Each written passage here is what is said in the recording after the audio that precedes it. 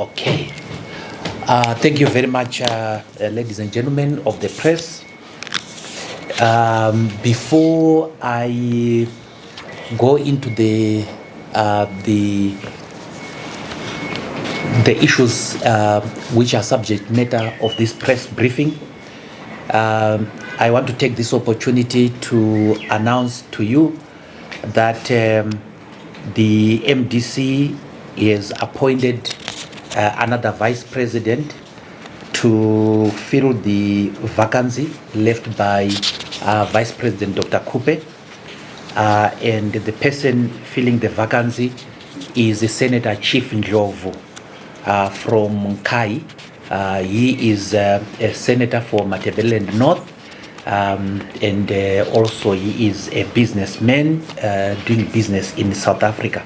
He is an educationist by profession, so he will be joining us as the second vice president. The first vice president, of course, is Engineer Mzuri, and so on. So here with me is Engineer Mzuri, the vice president, Senator Morgan Komichi, the national chairperson, the Secretary General, Honorable Paulina Mpariwa, the Treasurer General Tapua Mashakada, Dr. Tapua Mashakada, the presidential spokesperson, Aloyd Damba. We have the Deputy Organizing Secretary, Mr. Rhino Mashaya, a spokesperson of the party, Witness Dube. I don't think I've left anyone. Sorry? Oh, he's hidden somewhere there. Okay, the Secretary for Mobilization, Honorable Tangwara Matimba. This executive briefing comes in the aftermath of the National Standing Committee that we held yesterday. At that National Standing Committee, we received the technical input from our technical staff regarding the deteriorating social, political, and economic situation in our country. And we are here to share with you our analysis, our assessment of the worsening and the deteriorating social, political, and economic situation in our country. The MDC is concerned with the deteriorating situation, socio-economic situation in our country. And number one, we are worried about the level of inflation. The cost of living is astronomically rising with no signs of abating. If you just go to the shops, you will see that the prices are rising at a very alarming rate. And this, compared to the income that the people are getting, leaves us worried. It means that most of the Zimbabweans are now living below the poverty datum line. The ordinary man in the street is bearing the brunt of this free-falling economy, with all its signs that this government has basically failed in the inflation war. The major cause of inflation, of course, is the volatility of the exchange rate. The government doesn't seem to have any practical or workable ways of harnessing this galloping inflation. Our people are suffering.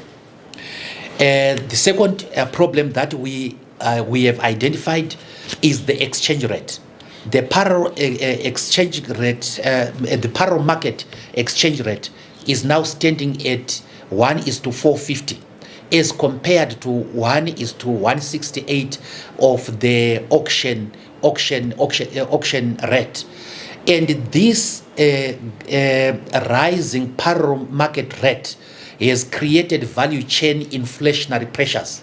The gap between the auction rate and the parallel market rate has widened, clearly articulating our national exchange rate failure. This problem is exacerbated by the corruption at the RBZ auction. In this regard, we have noticed that there is double dipping by favored players at the auction rate.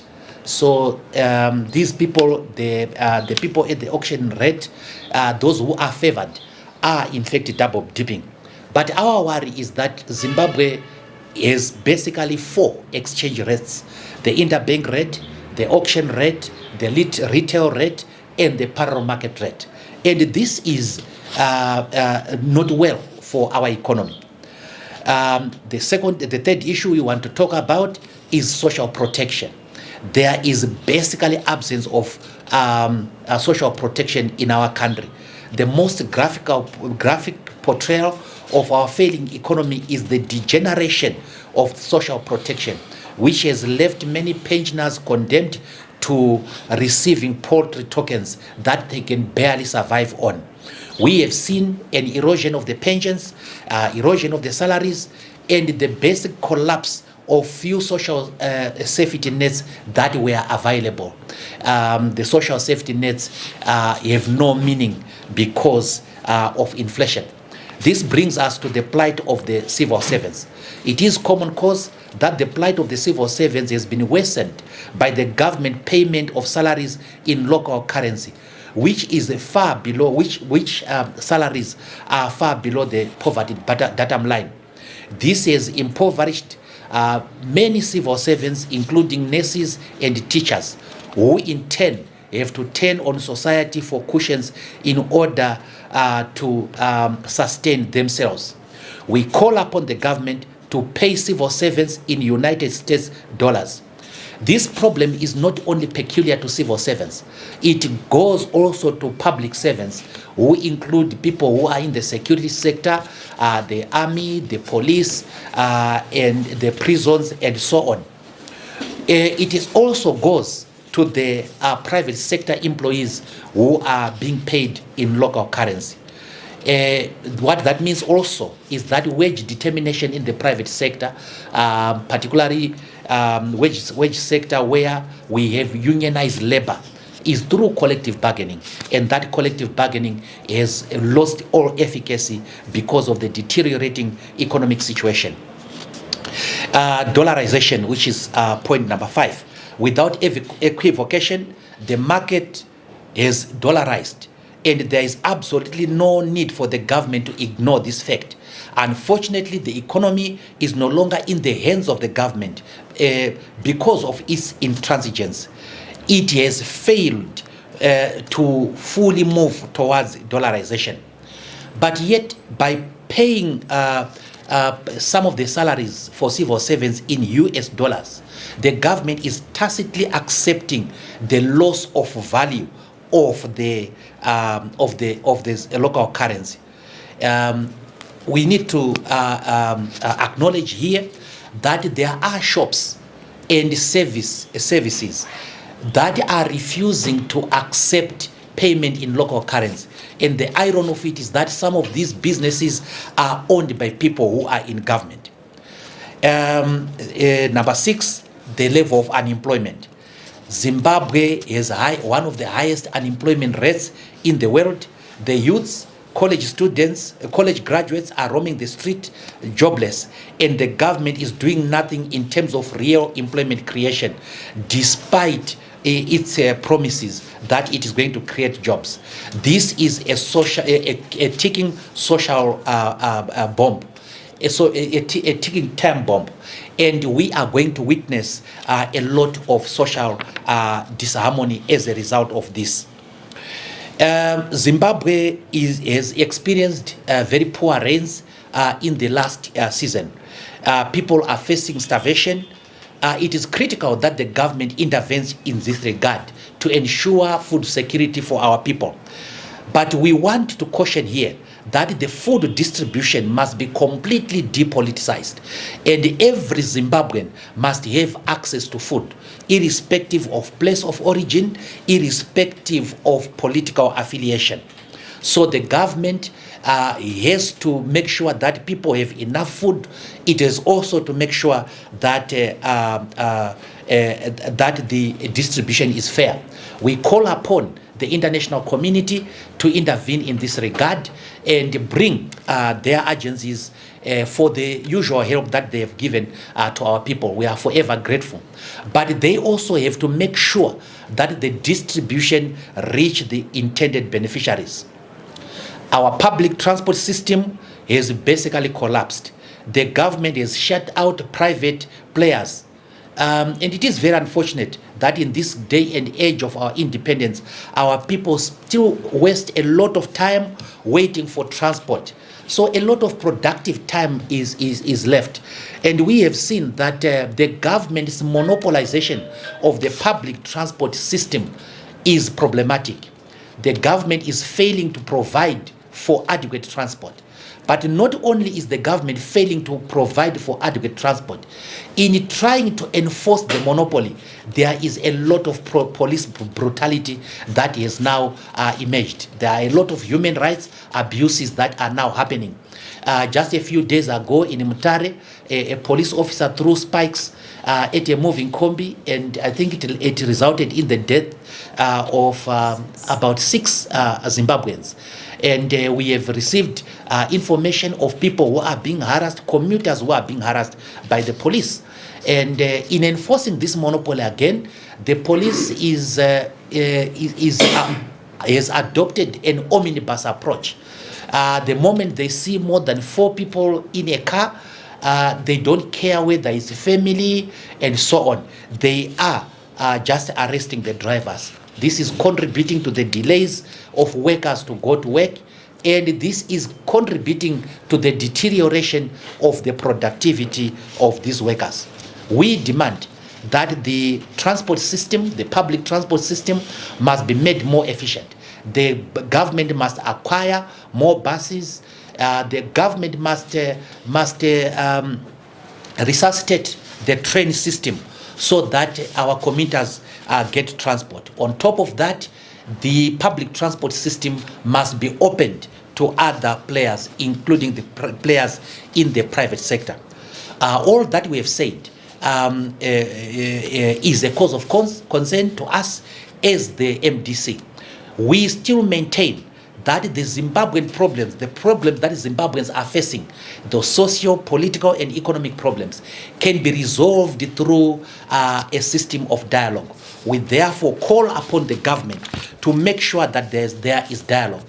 On the area of inflation, we call upon the government to converge an immediate all stakeholders economic summit to find ways of reversing this inflationary environment that has arisen.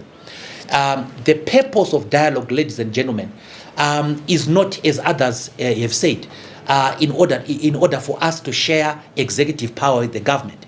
The purpose of dialogue is to make sure that we bring about concrete social, political, and economic reforms.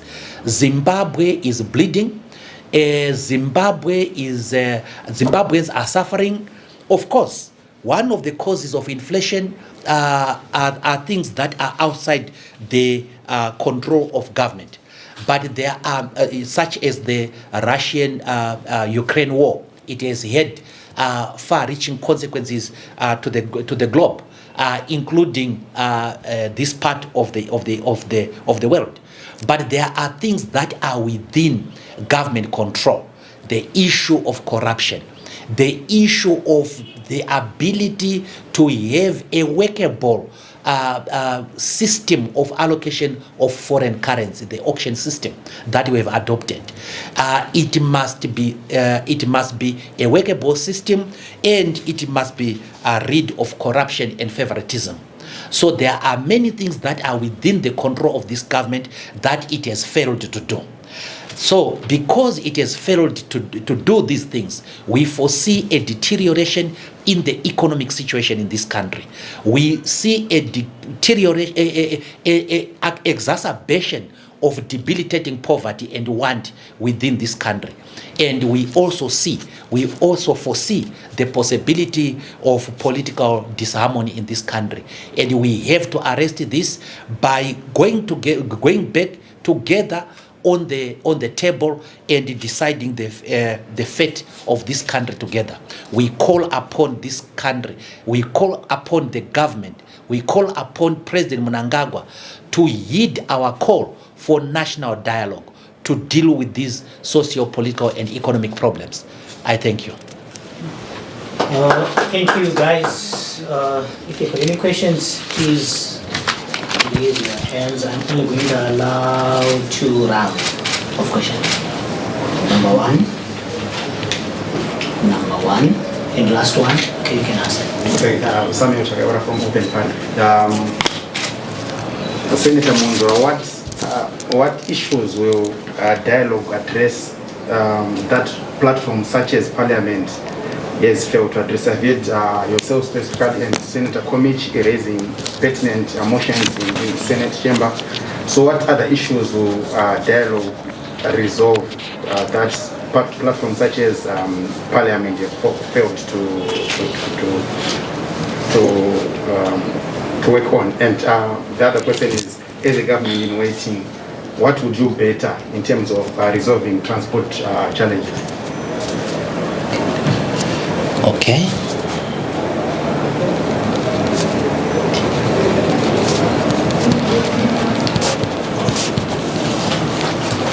Sorry, the second question was transport. Yeah, transport, yes. Okay, what would we do? And another question? Any other question? No, I think there's one. Well, when we talk of dialogue, we talk of political parties or organizations that come together to discuss on the basis of equality. And the dialogue we envisage is a dialogue where the ruling party ZANU-PF is equally represented, and the opposition is equally represented, maybe and also other stakeholders. Now, in the context of your question on Parliament, it is accepted that in this Parliament we have unequal representation. And as a result of this unequal representation, together with the system in Parliament, the system of whipping, there cannot be meaningful dialogue under the current parliamentary system, unless, of course, the government agrees with us to have a parliamentary platform that is made up of equal number of MPs to do the dialogue. This is what we have advocated. But the President Mnangagwa has said that the dialogue must be done under the auspices of the Political Actors Dialogue Forum. And we have written back to say, if that is the case, Pollard has to be restructured, and we must have political parties in the parliament platform within Pollard. The advantage of that is that it brings legislative ability to Pollard. Currently, the Pollard is not provided for in the Constitution. That's number one. Number two, it does not have legislative ability. So the discussions that happen in Pollard sometimes just end there. There is no implementation mechanism of those discussions. But if we introduce a platform for political parties in Parliament, that will introduce a legislative ability. So yes, we would have wanted this to happen in Parliament, just like what happened in COPAC. Under COPAC, we had almost equal representation in the select committee. And the people then negotiate at that level and agree. When you go to Parliament, you are now passing this as a mere formality. If we use the current system of Parliament right now, it is an adversarial system. Those from this side will vote against anything brought by people from this side. So a dialogue is not parliamentary debate. Dialogue is when people sit together across the table and negotiate. We negotiate, we would rather negotiate using a smaller committee, whether it's a committee of parliament or not, or whether it's Pollard or not. Having said that, we believe that for dialogue to be meaningful, it must be inclusive, it must be unconditional, and it must be genuine, and it has to be, of course, structured. We need to involve people who are not necessarily in parliament, civil society, churches, and other stakeholders, including labor and business. Already, we have seen churches have written their opinions about dialogue. We have also seen labor doing the same, and a number of private business people talking about the need of dialogue. So our priority will be dialogue via a parliamentary committee, a parliamentary forum established on the basis of equity or equality. If that fails, then Pollard has to be restructured to include a platform for political parties in parliament. This is what we sent to President Mnangagwa on the 6th of January this year. And he has promised to reply to us. And up to now, we are waiting for his reply. So we are disturbed at the slow pace of dialogue. Every political actor in this country is talking about dialogue. It means, therefore, that it is an important thing to do. Redressing the political, the transport system, without going into detail, there are a number of ways of addressing the transport system. Number one is to open public transport system to private players as well. Of course, that does not mean compromising safety. The government can still put its safety regulations and enforce compliance for the private players. This monopoly is not working because the government is not coping with the demand for public transport. So open to private players and put the standards that you need. Number two is for the government to invest in public transport. We have to introduce commuter trains. We have to revolutionize the infrastructure. If you go to Berlin today, if you go or any other city in Europe, you will find the roads are made in such a way that there are commuter trains that use the same road system. We can introduce that.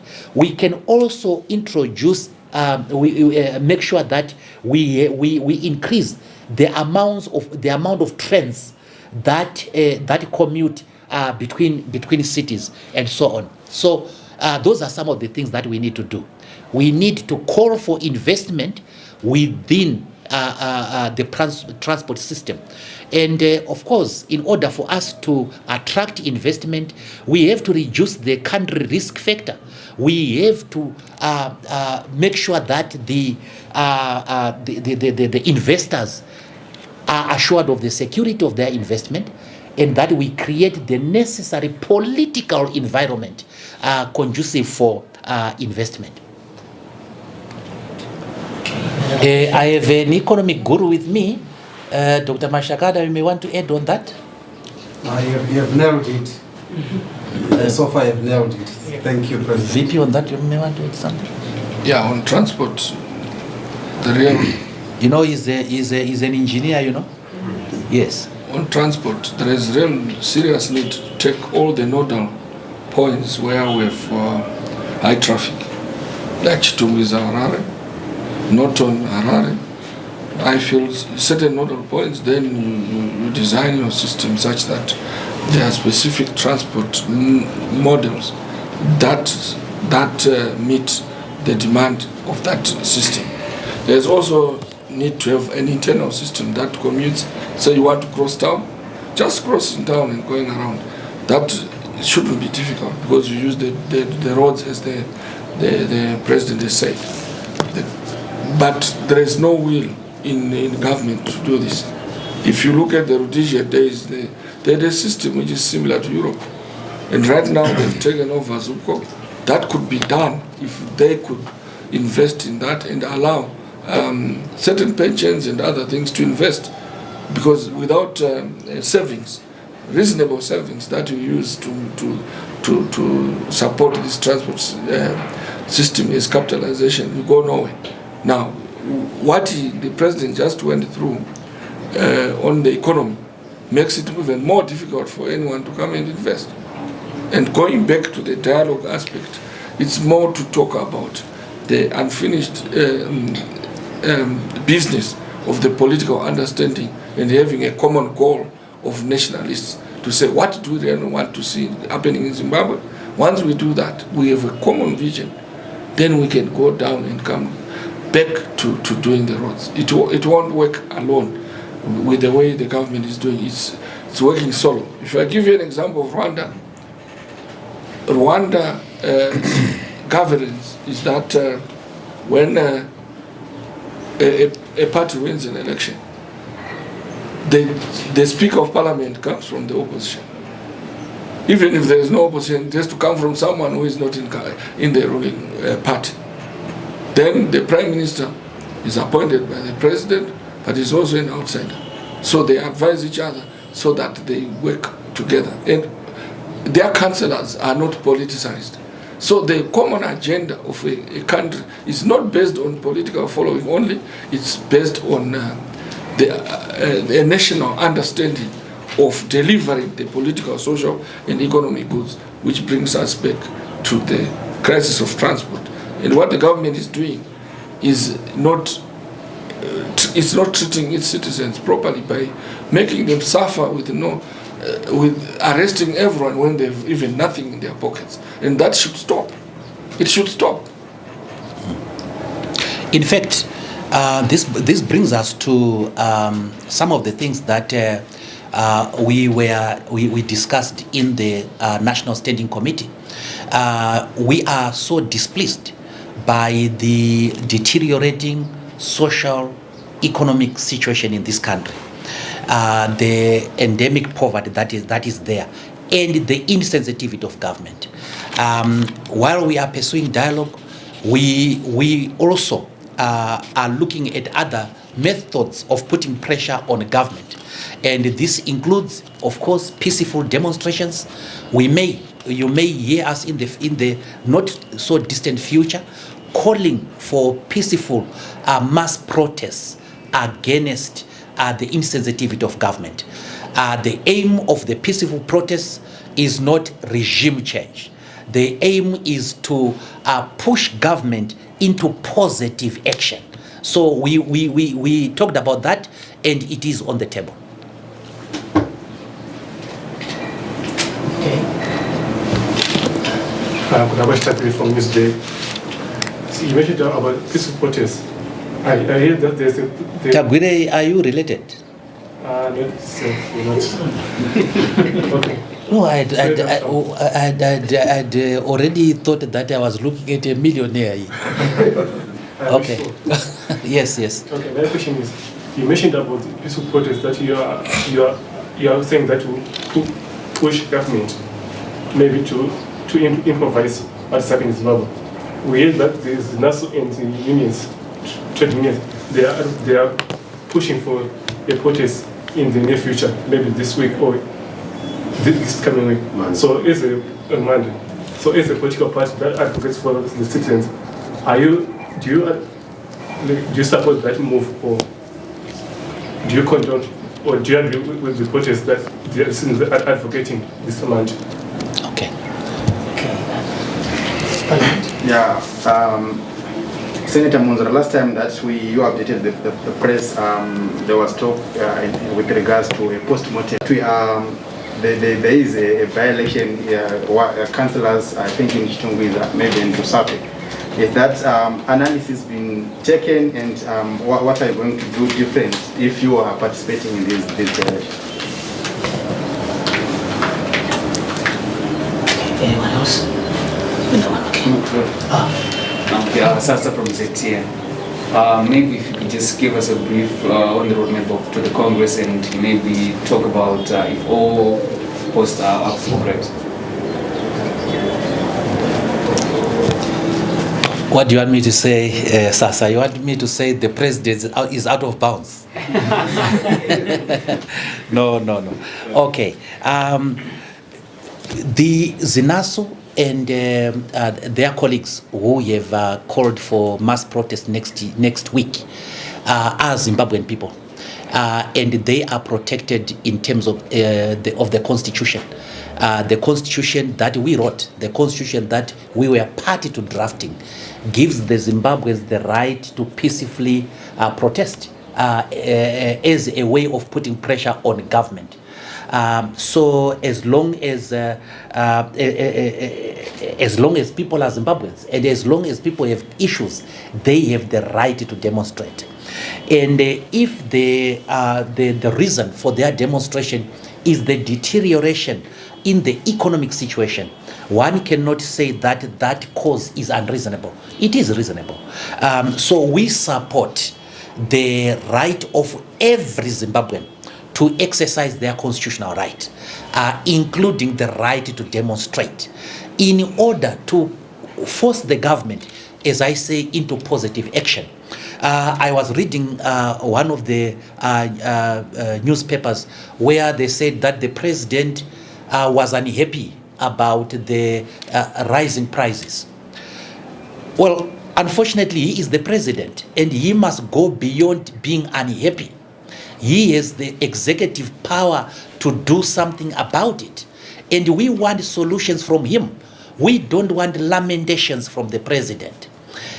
Because he has the executive power, he has the ministers who are supposed to fix these things. The Minister of Finance, for example, he is the Minister of Transport, he is the Governor of the Reserve Bank of Zimbabwe, and he has access to the government fiscus. And most importantly, he has access to human resources who are not necessarily in his government. It is up to him to find a solution to that. And so the government must go beyond merely being displeased. And we have also seen another disturbing aspect of this government, and it is a disease that we call excusitis, giving excuses and blaming other people. And we have seen them talking about economic saboteurs and the need to punish other people and so on. They are the government. They must punish corruption. They are the government. They must arrest those people who are sabotaging the economy. They must not just talk about it. They must deal with that. And on that score, we must strengthen our institutions and make them more independent. Therefore, we must strengthen the Anti-Corruption Commission, we must strengthen the Human Rights Commission and the other commissions, even ZEC and so on, so that they are more independent and more effective. We have done a post-mortem of the election, of course, and we are participating in the 2 by-elections, of course, and we see whether the interventions that we have instituted are going to be effective. If they are not, we go back to the drawing table. We are going to be involved in a politically iterative process. If we try this and we don't see it working, we try to improve. So we will never boycott an election. We will participate in the election process. But having said that, we are pushing hard that we must have electoral reforms in this country. I saw I think it was in Chitungwiza, there was violence that erupted there. That should be stymied, that violence. And we must have an election system that is free and fair.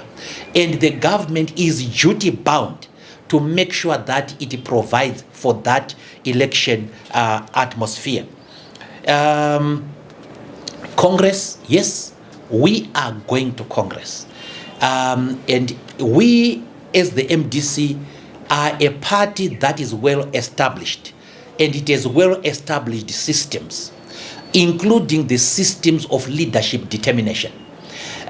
We have a constitution, and this constitution says that after every 5 years, we must go to an ordinary Congress for purposes, among other things, to elect our leadership, to design or review policy, and to deal with constitutional issues meant to strengthen our institution and other issues. So the Congress is not there only to elect leaders.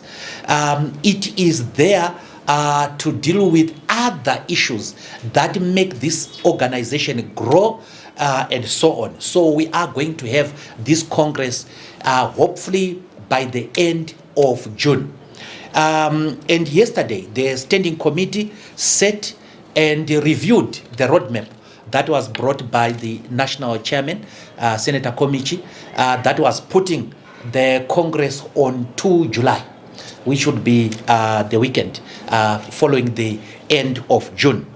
There were a few discussions regarding those things that must be done first before a Congress is held. The Congress that you and me are talking about here is the main Congress. But the main Congress is preceded by smaller congresses. Congresses at ward level, congresses at district level, and congresses at provincial level.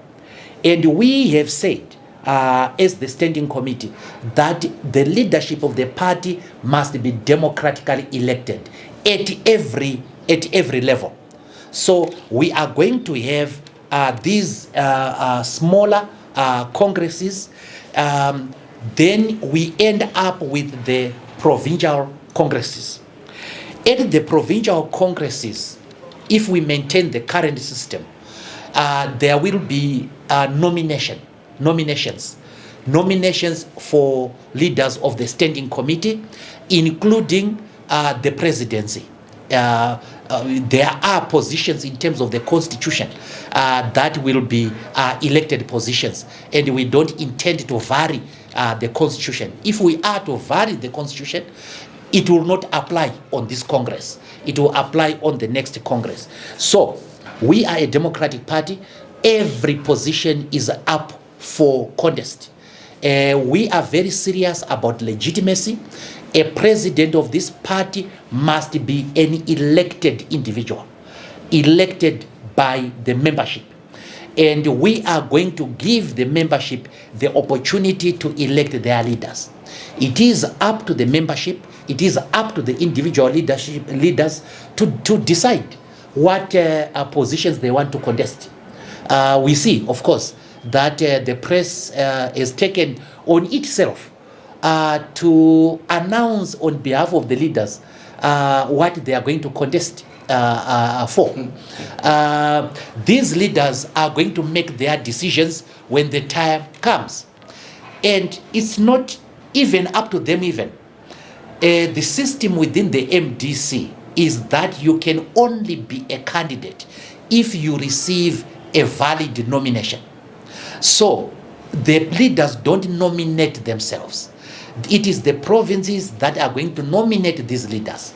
And once they are nominated to the various positions, they make their decisions on whether to accept the nomination or not. And at that point in time, that's when they are then entitled to be elected in those positions. So ours is a democratic system. Ours is not a one-man band. Ours is governed by the Constitution.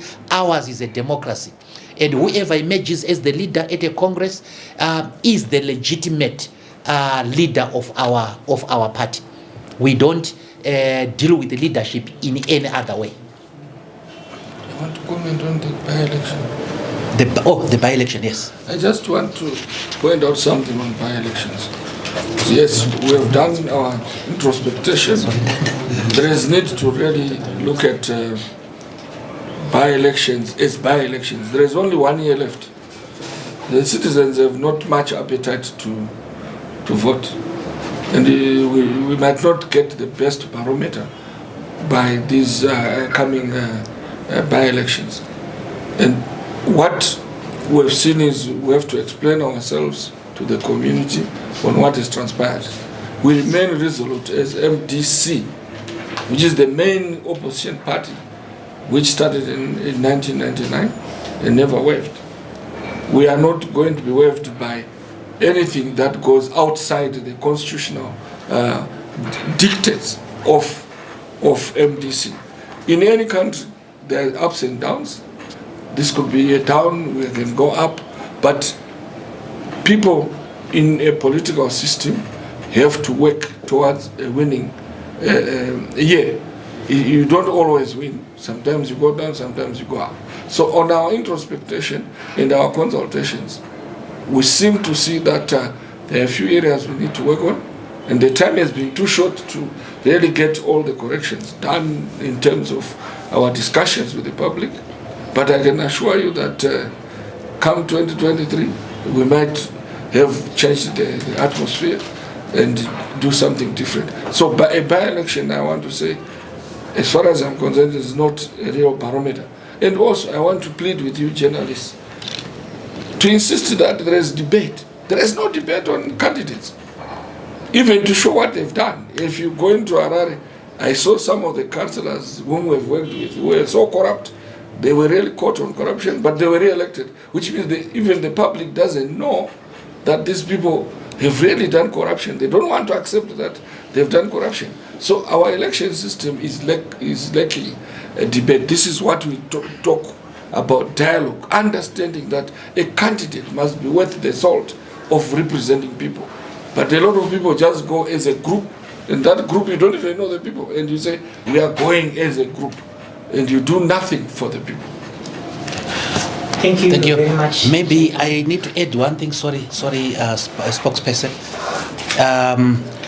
We are perturbed as the MDC by the statement that was given in the House of Lords by Lord Otis. He is a British Lord and he sits in the House of Lords.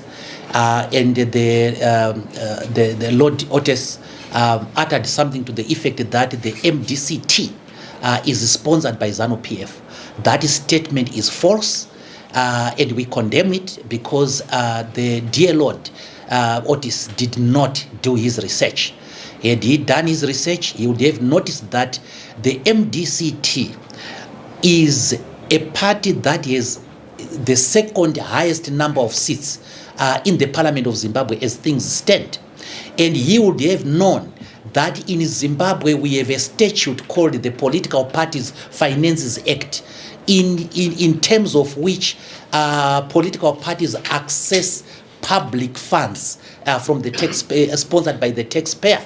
And he would have known that that is our only source of funding that we get from government. We have never received anything from ZANU-PF, and to make matters worse, the Lord did not even get his figures right. I am writing to him, to Lord Otis, to correct himself, so that he must correct himself. What he said in the House of Lords is unfair to the MDC. Not only is it unfair, it is malicious. Not only is it malicious, it is false. And it's surprising that Lord Otis worked in Zimbabwe. He ought to do more research. So we are going to write a letter to the Liberal Party to correct what they have done.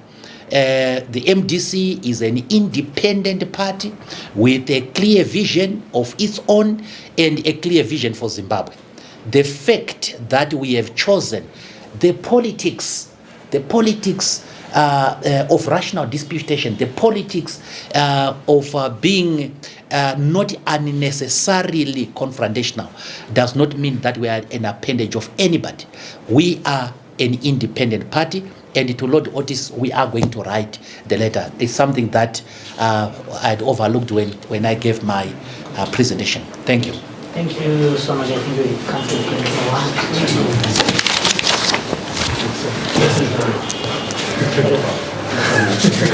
Thank you, guys. I also know that it was at short notice, and if at any time any one of you gets any difficulty with security, please just advise us.